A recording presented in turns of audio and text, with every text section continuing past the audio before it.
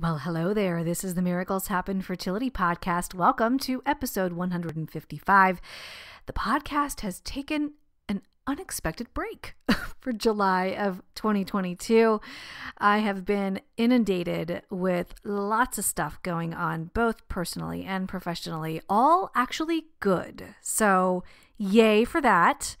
However, I was overwhelmed and in need of a break. My family and I did a couple of camping trips and I really unplugged, actually, forcefully, because where we were had zero cell service. So it was kind of a blessing in a way. Otherwise, I would have recorded a podcast for you from afar. But as it happens, I really needed that break. So thank you, universe, for pointing me to those camping spots where I couldn't access the internet. And this episode is a reprise of a former episode way back, old school, episode number 3. It has come to my attention that this episode is missing. Back in the very beginning of this year, 2022, my website took a nosedive. I have no idea what happened, but lots of things are missing, and this is one of the episodes that is missing. And somebody emailed me asking for it because they want to forward it to a friend. And I decided to go ahead and do a reprise. And the name of the episode is Stop Kicking the Puppy. You'll understand everything about what that means when you listen to the episode. And I am reprising this for her and also for myself. It reminds me that I now don't kick the puppy. I am the meaning behind this is to be compassionate toward yourself, and you'll get the gist, as I said, when you listen to the full episode. But I took an unexpected break from the podcast, and not once did I beat myself up. I just allowed what was to be. So I hope you take this lesson to heart. It is back at the very baby stages of this podcast, and it is grounded in psychotherapy and counseling and just being a beautiful human being. So without further ado, stop kicking the puppy. This is the Miracles Happen Fertility Podcast, episode 3. Stop kicking the puppy.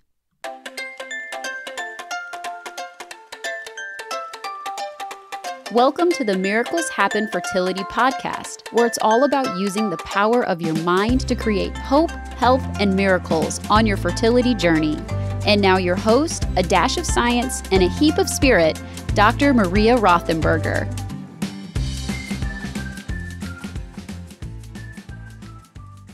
What's up? Welcome to this episode of the Miracles Happen Fertility Podcast, where we talk all about hope, health, and miracles on your fertility journey. I am Maria, and today we have a wonderful episode for you called Stop Kicking the Puppy. And of course, we're going to get into what that means in a couple seconds here. First, I just wanted to share with you a cute little gift that I got from a client, along with a thank you note from a website I'm not affiliated with in any way. I just think what they have there is fantastic. ttcgreetingcards.com. The greeting card that I received had a wonderful thank you note, as I said, and on the front it has my sentiments, miracles happen, and a pair of cute little coordinating socks. If you follow me on Instagram, you may have seen me post the picture of those socks. They're so cute. Check that website out, ttcgreetingcards.com. If you are struggling with building your family, or if you know somebody who is, they have some wonderful greeting cards that will match the occasion perfectly. So Maria, what does this kicking the puppy thing mean? Well, first, I promise you that absolutely zero animals were harmed in the recording of this show. Let's get into it.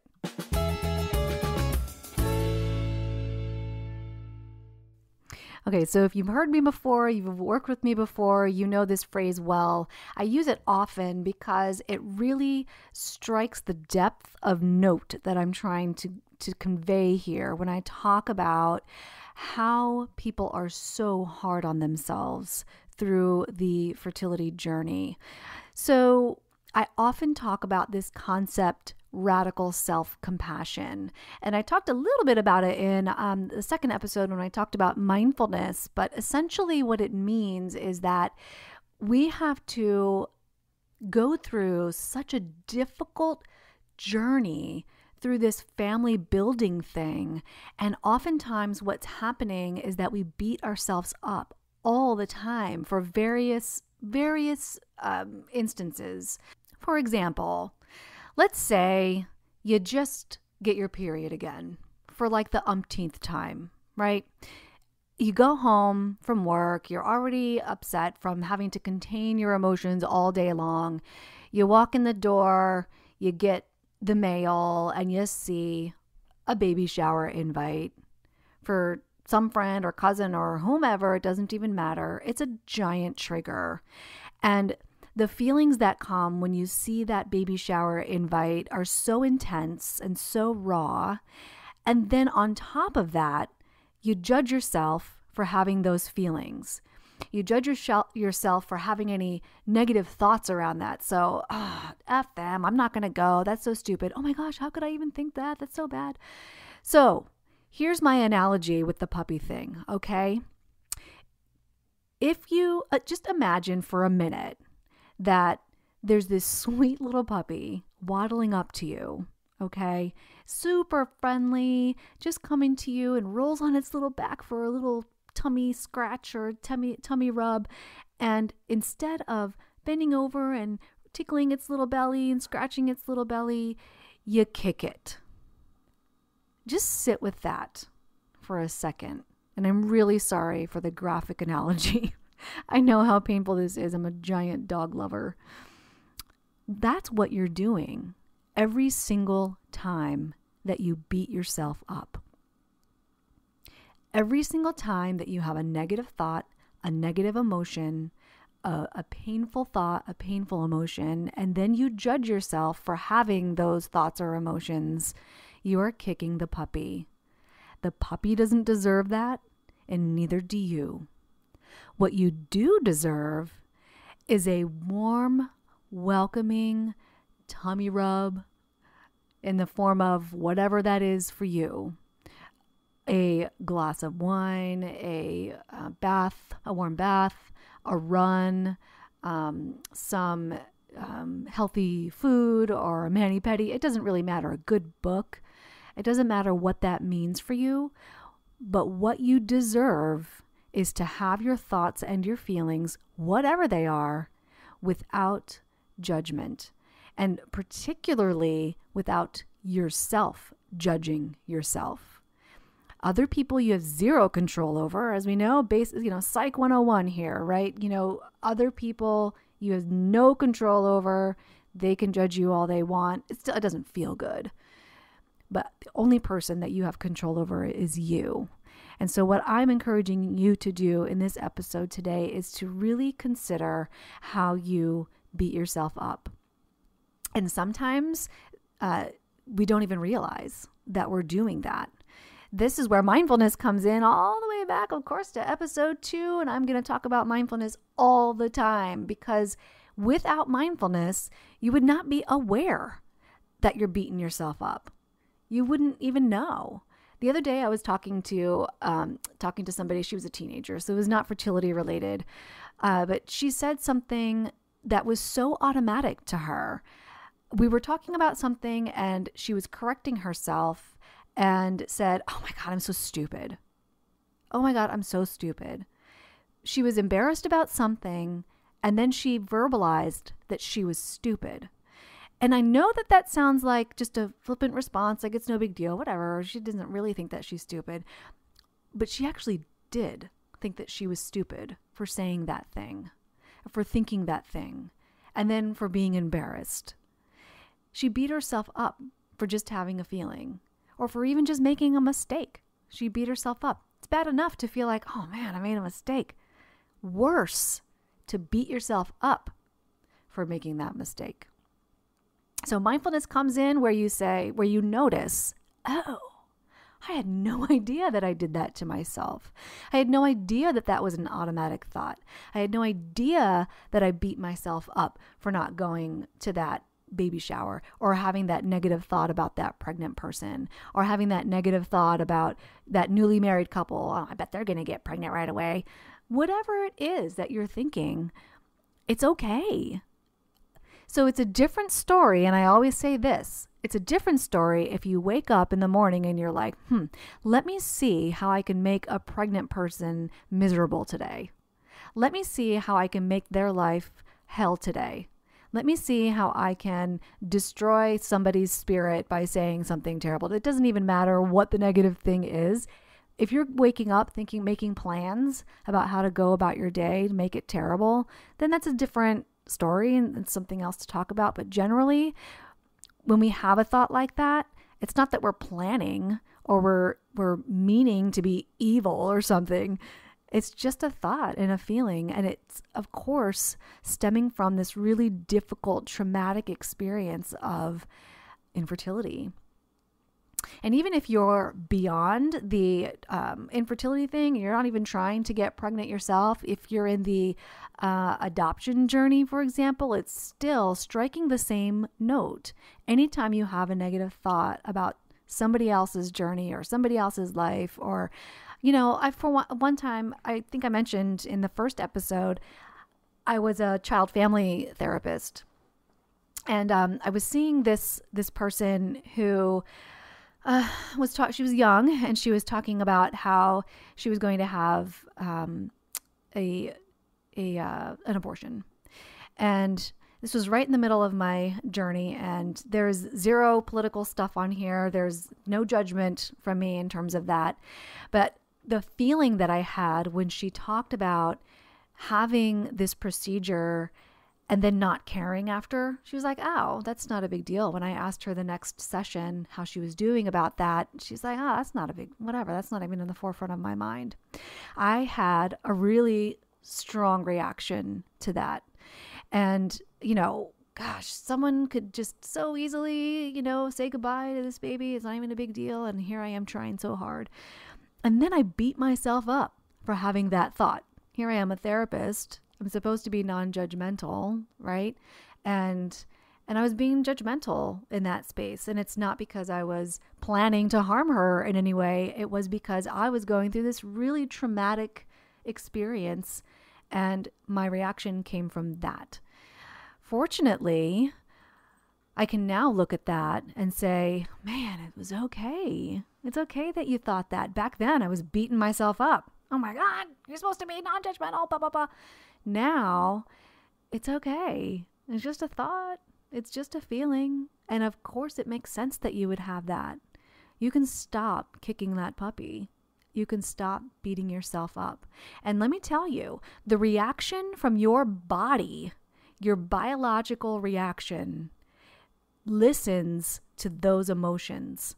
There's a great quote by Dr. Joe Dispenza. His name is, he says, thoughts are the language of the brain and emotions are the language of the body. So when we have a thought, it's tied to an emotion. There's an emotional reaction to the thought. Our body listens to that emotion and sets about organizing itself to match that emotion. We talked about this before many times about the fight, flight, or freeze response. When we have a fear thought, our body responds to that by sending all of our blood and resources to our extremities and to our heart and lungs so that we can get ready to either fight or flight, or we are deer in the headlights, just, freezing. Can't do anything. Totally stuck. And stuck is a giant theme in the fertility world, isn't it? So you will do wonders for your body, aka your fertility, if you stop beating yourself up and begin practicing radical self-compassion. And there's a way to know where exactly you are on the self-compassion scale. There's actually a scale that I advise people use to sort of gauge where they are on that scale. And it might surprise you how judgy you are of yourself, Or it may surprise you the other way, and I hope it does. I hope you discover how not judgy you are of yourself. I will put that link to the self-compassion quiz on the show notes on the website, www.drmariarothenberger.com/stop kicking the puppy. You will find that in the show notes there. Side note, I release a meditation every month, and the one for this month happens to be Radical Self-Compassion. So check that out as well on the fertility shop there on the website. So how in the world do you foster radical self-compassion? I think back to a YouTube video. It's actually a TED Talk that I watched a while ago by Shauna Shapiro. She is one of the big names in brain research and information all around mindfulness meditation. And she talks of a story when she was working through her own self-compassion stuff. She was given advice. In fact, I'll put this YouTube video, the TED Talk, on the show notes as well, so you can watch it. So she talks about advice that she was given where somebody advised her to wake up every morning and say to herself, "I love you, Shauna." And if you're like her, and if you're like me, if you think about doing that, it's like weird. In the beginning, it's like, that is really awkward. And she felt the same way. So what came next for her, which I thought was beautiful, and I thought, man, I need to spread this around. What she did instead was she woke up every morning and she put her hand on her heart and she said, "Good morning, Shauna." And she realized that it felt good. You know, it wasn't awkward or weird, and it didn't make her want to stop doing it. It just felt good. And over time, she began to be more receptive to sending herself a thoughtful greeting like that, you know, really kind message. And then she began starting with the "Good morning, I love you, Shauna." And she said she didn't really feel the love in the beginning, but it didn't feel like she wanted to run away screaming either. It didn't feel awkward, and it didn't feel weird. And that's when she realized, oh, I think I'm growing into this self-compassion thing. And now, years later, I'm sure, I don't know how long it took her to reach this space, but now when she puts her hand on her heart and says, "Good morning, I love you, Shauna," she feels it. And that is bound to spread throughout her entire body. She is bound to have a biological effect from that. In fact, there's a chemical that is released from the brain when you have thoughts of love. It's called oxytocin. And in fact, there's a nice word for that. It's called the love hormone, the love chemical. Oxytocin is released in your bloodstream whenever you have these kinds of feelings of love. I wrote a blog post about it a while ago called 8 Hugs a Day. And it talks about how when you are hugging somebody, there's this chemical that's released from your brain, and that helps elevate your mood and help you with more compassion and more gentleness and more kindness. And the more that you do that, the more that your body is going to respond to that emotion and to those chemicals. It doesn't have a choice. So here's what I suggest for you today. I suggest that when you wake up in the morning tomorrow, you put your hand on your heart and you say, "Good morning." And every time that little vulnerable puppy comes waddling at you, rolling itself on its back, you put your hand on your heart and you say, "It's okay to feel what you're feeling. It's okay to feel what you're feeling." Here's a quick story to help perhaps motivate you into making this change in your life. I think that oftentimes we get caught up in, oh, that's not going to work for me, or that's just dumb, or that's not helpful, or, it doesn't matter really what your thought is on that, but I'm hoping that you'll at least give it a shot. And here's a quick story around change that I feel like might be motivational for you. It was for me. When we know that, or when we are struggling with making change in our life, or when we are struggling with anything in our life, it's really important to look at the behaviors and the circumstances around what is happening for us, that we're still having that same behavior, or we're still having that same reaction to said trigger. And I think it's really important to be self-aware. And of course, that's where the mindfulness piece comes in. And here's a story about change. So this was written by an author, Portia Nelson, and she was asked to write an autobiography in 5 chapters. And this is what she came up with. Chapter 1. I walk down the street. There is a deep hole in the sidewalk. I fall in. I am lost. I am hopeless. It isn't my fault. It takes forever to find a way out. Chapter 2. I walk down the same street. There is a deep hole in the sidewalk. I pretend I don't see it. I've fallen again. I can't believe I am in this same place. But it isn't my fault. It still takes a long time to get out. Chapter 3. I walk down the same street. There is a deep hole in the sidewalk. I see it there, and I still fall in. It's a habit. But my eyes are open. I know where I am. It is my fault. I get out immediately. Chapter 4. I walk down the same street. There is a deep hole in the sidewalk. I walk around it. Chapter 5. I walk down another street. Isn't that great? 2 things to point out here. When she says it is my fault, I want to be really clear. Noticing that something that you are doing is not working is not the same as kicking the puppy. It is not the same as beating yourself up. So when you have a reaction to something that you're doing or something that's triggered you, it's just a reaction. And you, the fault, quote unquote, comes when you have a choice in the matter.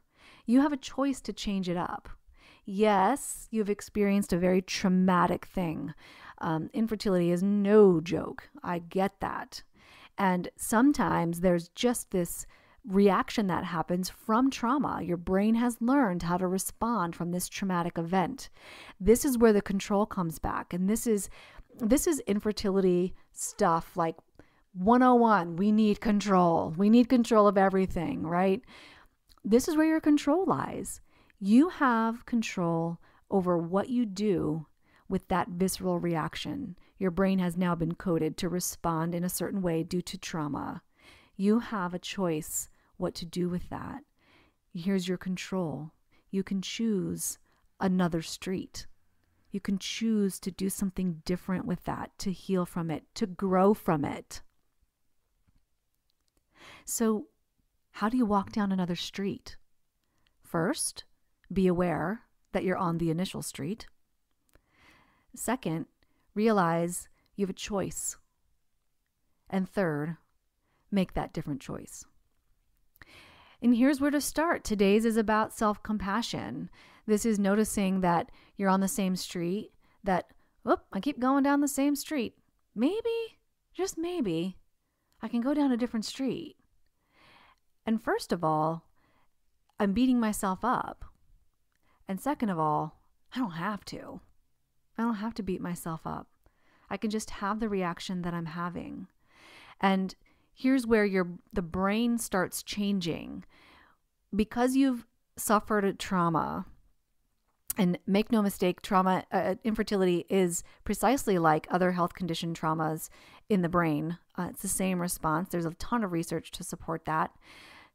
Your brain has been conditioned to respond this way to whatever trigger comes your way. For me, it was Babies R Us and baby shower invites and other pregnancy announcements, Facebook, whatever. We all have very similar triggers. So your brain has been conditioned to react this way to this trauma, and you are not healing it or not allowing it to heal when you beat yourself up for having a negative reaction to those triggers. So what happens is you begin to foster self-compassion. Okay, it's okay that I'm having this response. I'm just going to allow myself to be pissed off. I'm just going to allow myself to be sad. I'm just going to allow myself to lay down in the fetal position and cry it out. And you're not going to judge yourself anymore. This is what it is. Over time, what you'll find is that that initial trigger response starts to dissipate. It starts to go away because you've given yourself permission to have that response, and it's no longer a judgment. It just is. And so when that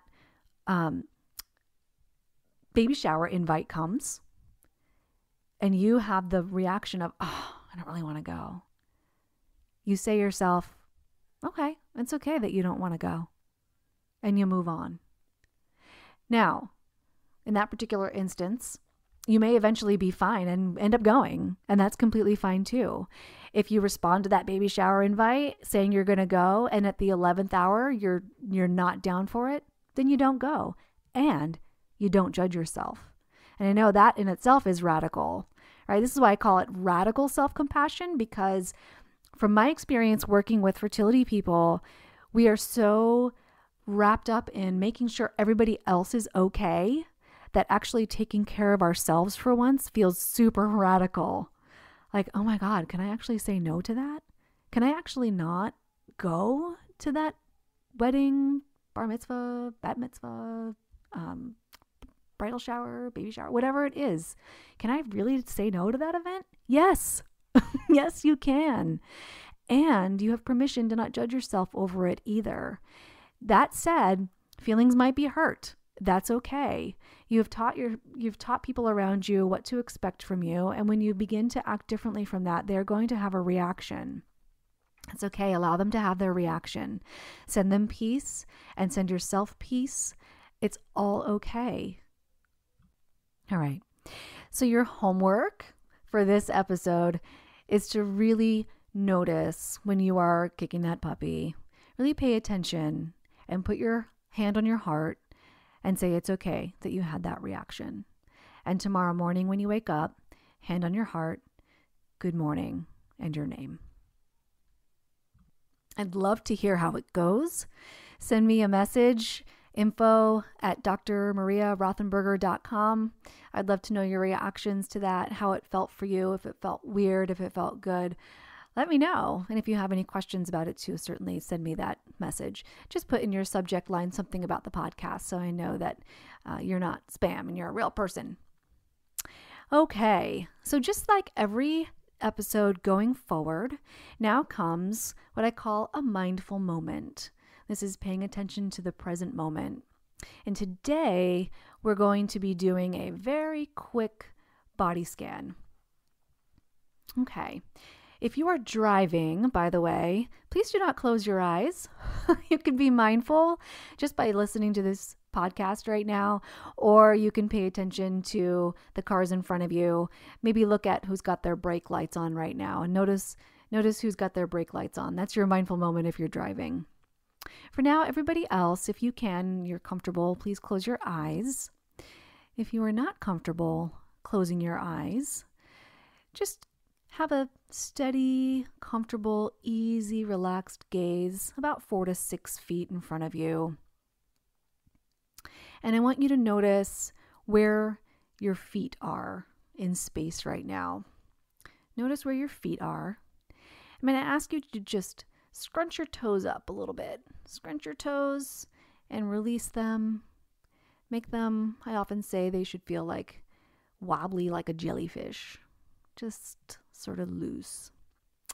And then scrunch up your calves a little bit. Scrunch them up and release them like a little jellyfish.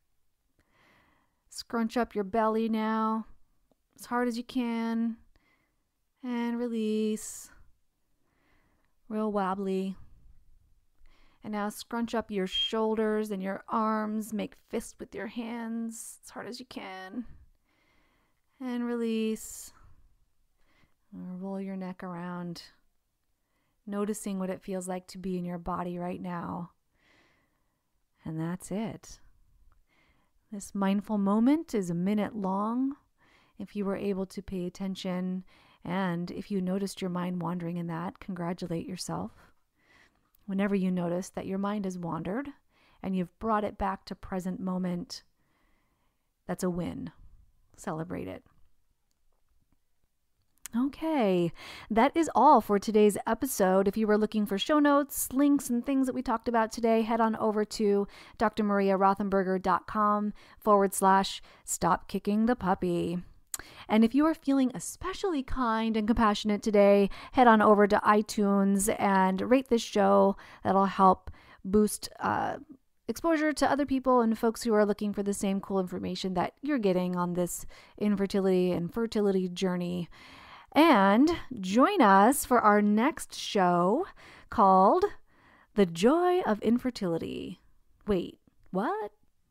Until then, may you be well, may you be mindful, and may you know in your deepest of resources that miracles are on their way to you. Take care.